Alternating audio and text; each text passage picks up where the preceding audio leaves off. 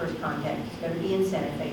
You're going to get off the Greyhound bus in Santa Fe at what is now the Coyote Cafe, was then the bus station. Then I'm to watch by the large clock on San Francisco. I think that has to be the clock that's on the corner of Palace and Lincoln. It's still there. Then I am to walk to the Castillo Street Bridge, crossing the Santa Fe River, and wait some number of minutes. If we don't meet, the same procedure will be repeated. Should a substitute have to come, and he doesn't think this would be a good idea, he is to be identified as follows. The man will have a yellow pencil placed between two blue ones in his lapel, and he will be carrying a copy of Bennett Cerf's book, Try and Stop Me. And Klaus Fuchs will say to him, how is your brother? And the answer will be, not well, he has been in the hospital. The final identification is to be made by two sections of a piece of paper torn in a jagged pattern, one of which Klaus Fuchs has. Klaus Fuchs has really been prepared, and he has a map of Santa Fe, and he is advised not to go to the nearby city of Albuquerque. This map is how, in the end, the KGB get Harry Gold, because Harry Gold has a map of Santa Fe, the FBI, after Klaus Fuchs turns him in. The FBI goes to his apartment in New York, asks him if he's ever been to Santa Fe. He says no, and they search his apartment. And they say, well, what is this map of Santa Fe doing? It's not so good.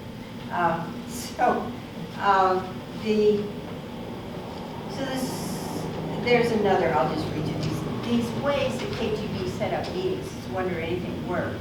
They want Klaus Fuchs in New York to go stand outside a Jewish philanthropic center, and on the first and third Saturday of every month, starting in January of '44. The recognition signals will be holding a green book and a tennis ball. Our man will be wearing gloves. He will also be carrying a third glove in one of his hands. Our man will say, what is the way to Chinatown? And you are to say, I think Chinatown closes at 5 o'clock. And then they have a note. From our point of view, this rendezvous is very poorly conceived. Anyway, so this is the KGB, the scary KGB. The sources inside Los Alamos, whose names and faces you know pretty well, and Alan will show you, Klaus Fuchs is handing over excellent information. It's getting back to the Russian, Kurchatov, the Russian physicist. KGB is so pretty cranky about the whole thing because it makes them look like failures, and they get reprimanded. But the other group that's getting reprimanded is the FBI, because General Groves didn't like J. Edgar Hoover. He had met him in Washington and didn't like him. So he would let the FBI in Los Alamos. So I always imagined that the FBI and the KGB guys could be sitting in the drugstore having chocolate bombs next to each other, because none of their agents are inside. But we know the secrets were out. And in 1949, the Soviets detonated their first atomic bomb. The information passed by Fuchs and had all possibly speeded up their process, maybe saved them 3 or 4 years, because they didn't have to test everything. They could just do what had been done at Los Alamos. And in fact, the Soviet physicists had some ideas on how they could improve the process, but Stalin turns it down. He says, I want one just like that Nagasaki bomb. So World War II produced significant and long-lasting changes in the way intelligence was gathered, and has now, as we know full well, drastically increased the volume and range of every country's collection of secret information. All of this change happened before the internet, and now, think of it. The traditional forms of secret data accumulation, agents, double agents, trench coats, dark glasses, hats, has been supplemented by the less glamorous but very useful forms of intelligence gathering. Very useful, but it is not the material of James Bond, and so far we've had no movies. Thank you.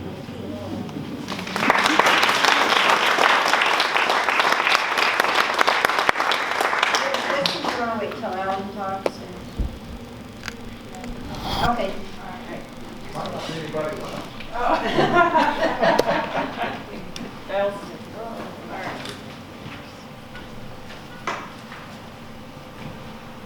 Okay. Alan Hart is our next speaker. He currently serves as senior historian for the Los Alamos National Laboratory. During his tenure as a laboratory historian, he has produced several publications pertaining to the Manhattan Project, early nuclear weapons design, and nuclear testing history. He's also lectured for numerous professional organizations and been featured as a guest on many local, national, and international radio and television programs. Before coming to Los Alamos, Alan completed his graduate studies at Texas Tech University in Lubbock.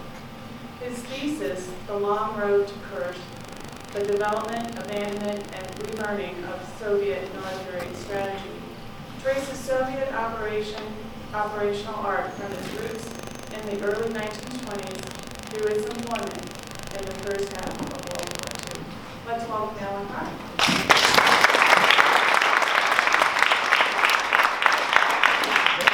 I want to walk around. Can I might not even need a microphone. I don't know. Okay, we don't have a phone around. So I got arrows. Yeah. Hello. Good afternoon. I like to walk around. I'm going to start here and end up probably somewhere up there. But thanks for coming out to the talk today. And I hope that everyone's enjoyed Science Fest. This is kind of the, great job. It's good to see my friend Ellen. It's been a while. So, We emailed, but. yeah, but this is much better. This is a lot better. So it's great to see everybody today and to be up here with Ellen and to talk about what seems like a fun subject. You know, I think of some of Ellen's remarks. You know, yellow and blue pencils, tennis balls, a copy of 3 gloves. Yeah, 3 gloves. Gee, I wonder why they lost the Cold War. Well, you know, Spies it's an interesting story, you know, and as we start here, actually, let me get a slide up here for you. So, Spies, I bet you've seen some of these guys this week. Anybody have a favorite, like, Hollywood spy? No? James Bond. James Bond? Everybody loves James Bond. You see some other ones up there? Yeah, you know, this is, we always prepared for guys like this at the laboratory with our security dangling, you know, Tom Cruise there. You know, that's, except apparently for KGB trained spies. That's not how it really is most of the time. And, you know, that gets around to, well, let me show you the next slide. Now, the next slide that I'm going to show you here, this is a plate of badge photos from the Manhattan Project era here at the laboratory. You had an ID with your picture on it. That's how you got in the laboratory. And I show this slide often when I give this talk. And I should mention, you know, again, this is, Ellen's giving you a great perspective, kind of from the KGB perspective. This is kind of the Los Alamos perspective on some of these folks. And so, you know, I ask people, who do you think the spy is? Who do you think the spy is in the picture? And you know who everyone almost always guesses? Betty Lou. I heard somebody say it. Poor Betty Lou. I didn't know her. As far as I know, she's a completely loyal American citizen who played an important part in the story of Project Y. But in actuality, the spy is no one on that plate of badge photos. And if you're a good spy, that's